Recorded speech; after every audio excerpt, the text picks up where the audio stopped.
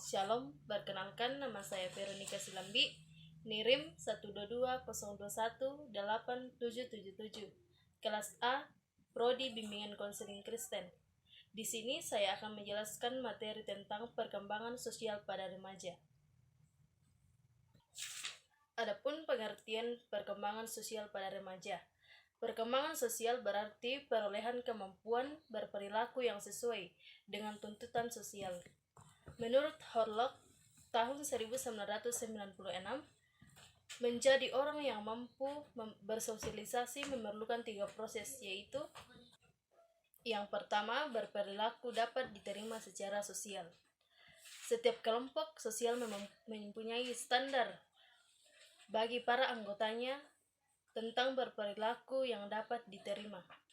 Yang kedua, memainkan peran di lingkungan sosial. Setiap kelompok sosial mempunyai pola kebiasaan yang telah ditentukan dengan seksama oleh para anggotanya, dan setiap anggota dituntut untuk dapat memenuhi tuntutan yang diberikan kelompoknya. Yang ketiga, memiliki sikap positif terhadap kelompok sosialnya. Untuk dapat bersosialisasi dengan baik, seseorang harus menyukai orang yang menjadi kelompok dan aktivitas sosialnya.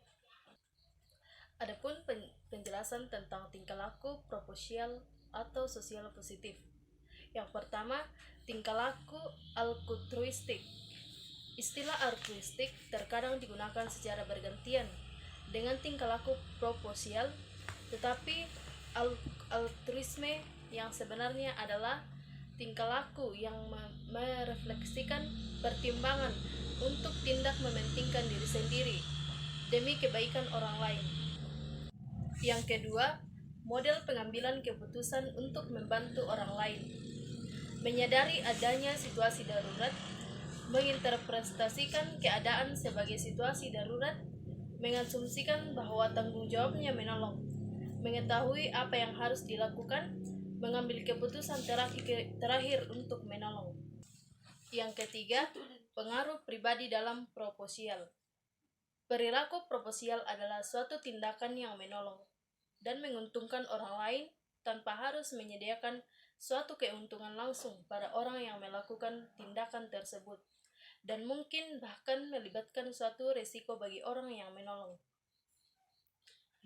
Adapun kekasan perkembangan sosial pada remaja, yaitu perkembangan sosial pada masa puber dapat dilihat dari 2 ciri khas, yaitu yang pertama, mulai terbentuknya kelompok teman sebaya, baik jenis kelamin yang sama atau jenis kelamin yang berbeda, dan mulai memisahkan diri dari orang tua. Yang pertama, mulai terbentuknya kelompok teman sebaya, yaitu percepatan perkembangan pada masa puber berhubungan dengan pemasakan seksual yang akhirnya mengakibatkan suatu perubahan perkembangan sosial. Yang kedua, sebelum memasuki masa remaja, biasanya anak sudah mampu menjalin hubungan yang erat dengan teman sebaya. 3. Selama tahun pertama masa puber, seorang remaja cenderung memiliki keanggotaan yang lebih luas.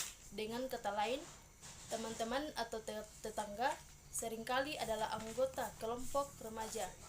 Misalnya, teman sebaya pada masa remaja cenderung memiliki suatu campuran individu-individu dari berbagai kelompok. Yang keempat, interaksi yang semakin intens menyebabkan kelompok bertambah kohesif. Namun, hal ini berbahaya bagi pembentukan identitas dirinya, karena pada masa ini remaja lebih mementingkan perannya sebagai anggota kelompok daripada mengembangkan pola pribadi. Yang kedua, mulai memisahkan diri dari orang tua.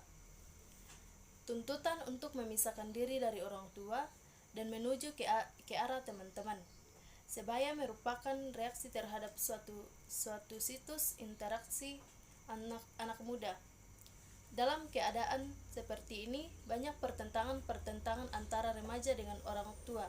Di antaranya, yang pertama, perbedaan standar perilaku. Remaja sering menganggap bahwa standar perilaku orang tuanya kuno, sedangkan dirinya dianggap modern. Contohnya, seiring berjalannya waktu dan seiring berkembangnya teknologi, remaja tidak mau ketinggalan tren, apalagi jika ingin melihat barang bagus atau sesuatu yang sedang tren, baik dalam Androidnya maupun yang dilihatnya di sekitar. Sedangkan pada zaman dulu belum berlaku berkembangnya teknologi, sehingga orang tua tidak mengenal gaya.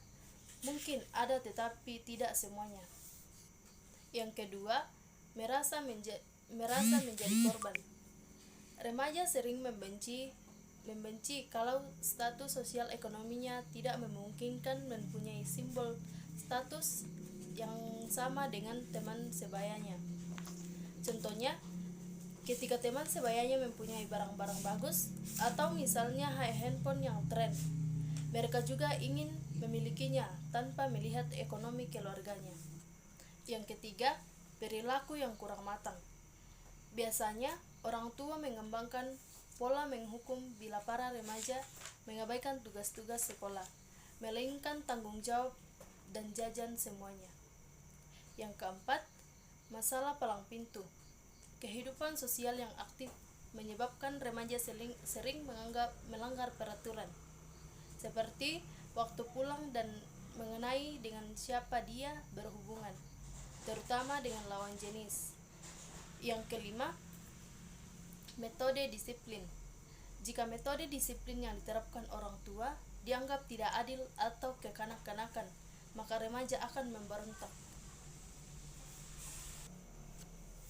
Walaupun remaja ingin memisahkan diri dari orang tuanya, namun pada dasarnya kebanyakan remaja yang masih tinggal bersama dengan orang tua mereka, dan secara ekonomi mereka masih bertanggung pada orang tua. Mereka juga belum bisa kawin. Secara budaya, hubungan seksual tidak diperkenankan sesuai dengan norma agama dan sosial.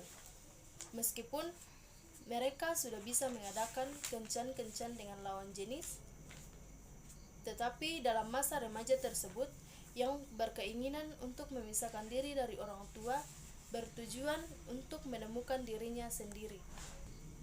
Kesimpulan, perkembangan sosial berarti perolehan kemampuan berperilaku yang sesuai dengan tuntutan sosial dengan berperilaku yang dapat diterima secara sosial, memenuhi tuntutan yang diberikan oleh kelompok sosial, dan memiliki sikap yang positif terhadap kelompok sosialnya.